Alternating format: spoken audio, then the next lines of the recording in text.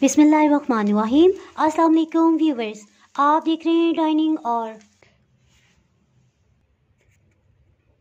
Crunchy crispy और मज़ेदार से चकली कबाब आपको बहुत ही पसंद आने वाले हैं।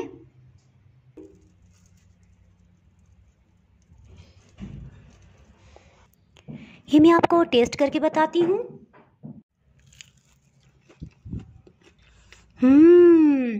बहुत ही लाजवाब जायका है।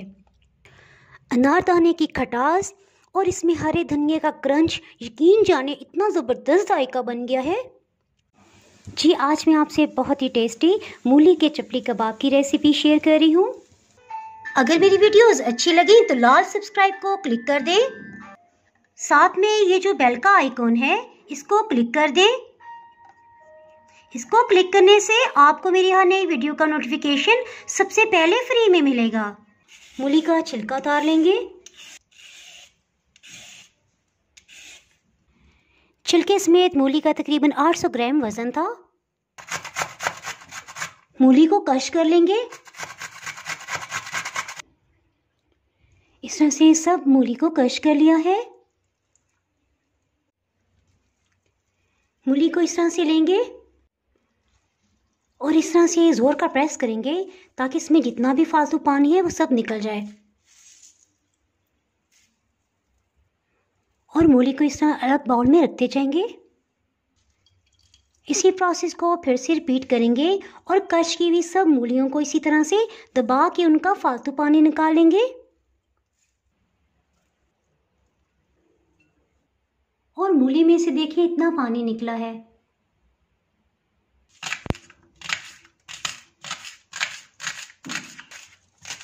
हरी प्याज को कटिंग कर लेंगे।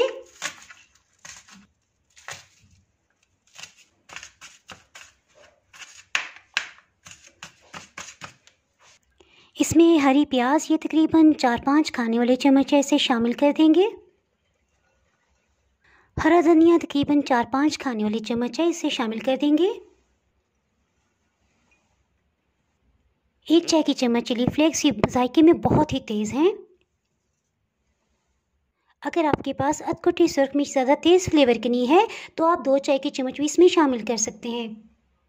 गरम मसाला पाउडर आधी चाय की चम्मच। नमक लेवल करके 1 खाने वाला चम्मच। नमक लेवल करके 1 खाने वाला चम्मच। इसमें बेसन 3 खाने वाले चम्मच इस तरह भर के लेंगे। बेसन को भी शामिल कर देंगे। मकई का आटा 5 खाने वाले चम्मच भर के लिए हैं।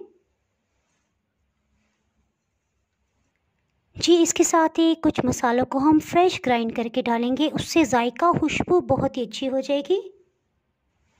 2 खाने वाले चम्मच खुश्क धनिया। आधी चाय की चम्मच सफ़ेद ज़ीरा। 2 खाने वाले चम्मच अनारदाना। इसे हाफ क्रश करेंगे।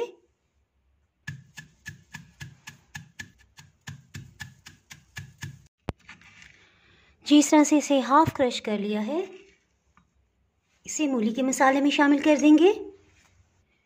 जी, इसके साथ ही 1/2 इंच अदरक का पीस था, इसे पीस लिया है, इसे शामिल कर देंगे। 1 चाय की चम्मच बन गया है। मैं इसमें 1 हरी मिर्च को शामिल कर रही हूँ। अगर आप ज़्यादा स्पाइसेस पसंद करते हैं तो आप इसमें हरी मिर्च 3-4 भी शामिल कर सकते हैं।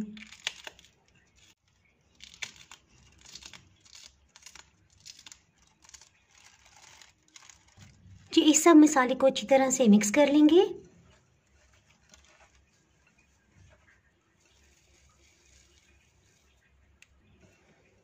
मूली का हमने काफ़ी दबा के पानी निकाला था। तकरीबन 2 मिनट तक अच्छी तरह से इसको मिक्स करेंगे ताकि सब इंग्रेडिएंट्स के साथ ही अच्छी तरह मिक्सअप हो जाए। मूली के अंदर ही जो नमी है उसी के साथ इंशाल्लाह ये बहुत अच्छी तरह से मिक्सअप हो जाएगा। आपको याद होगा एक मैंने पकौड़ों की रेसिपी भी दी थी। जी, पालक के पकोड़े, उसमें हमने बिल्कुल भी पानी ऐड नहीं किया था और ढाबा स्टाइल में बनाए थे। बहुत ही ज़बरदस्त फ्लेवर के बने थे। अगर आपने वो वीडियो नहीं देखी तो उसका लिंक मैं डिस्क्रिप्शन में दे दूँगी, आप वहाँ से देख सकते हैं।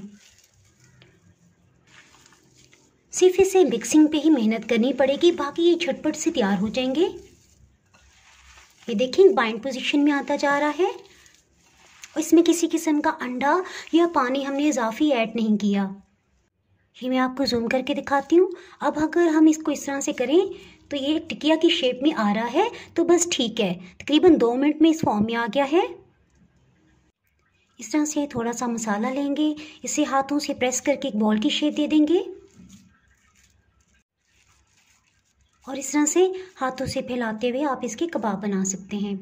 थोड़ा सा किनारों को फाइन कर लेंगे, उंगली और अंगूठी की मदद से इस तरह से इसे प्रॉपर शेप दे देंगे। इसी तरह सबको कबाब की शेप दे देंगे। आप अपनी पसंद की कोई भी शेप दे सकते हैं। इनफैक्ट ये शेप मेरी फेवरेट है। मैं इसे चपली कबाब की शेप में बनाऊंगी। इससे पहले मैं चपली कबाब की रेसिपी भी डाल चुकी हूँ, उसमें आपको याद होगा पूरे हाथ जितने मैंने चपली कबाब बनाए थे।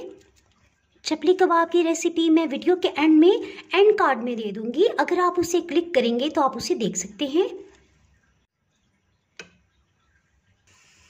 जी एक तवे को प्रीहीट कर लिया है, इसमें 2-3 टेबलस्पून कुकिंग ऑयल डाल देंगे।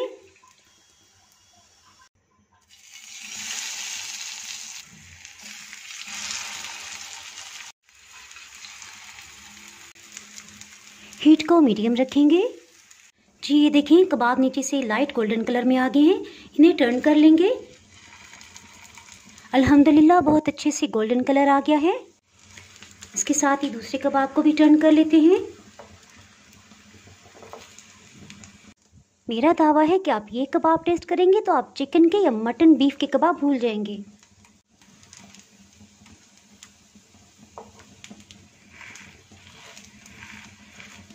हल्का सा प्रेस कर लेंगे। दोनों तरफ से बहुत अच्छे से गोल्डन कलर आ गया, इन्हें निकाल लेते हैं।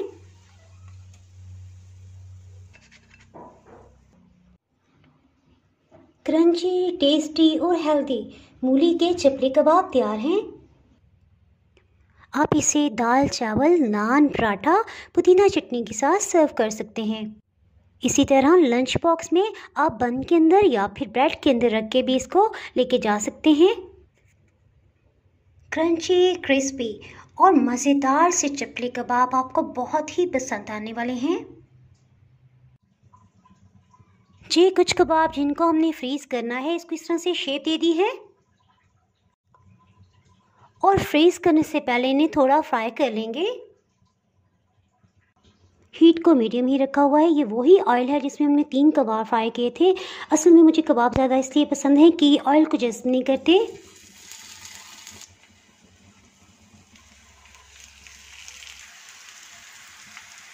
इन्हें जस्ट लाइट सा गोल्डन कलर ही देंगे, बस इतना।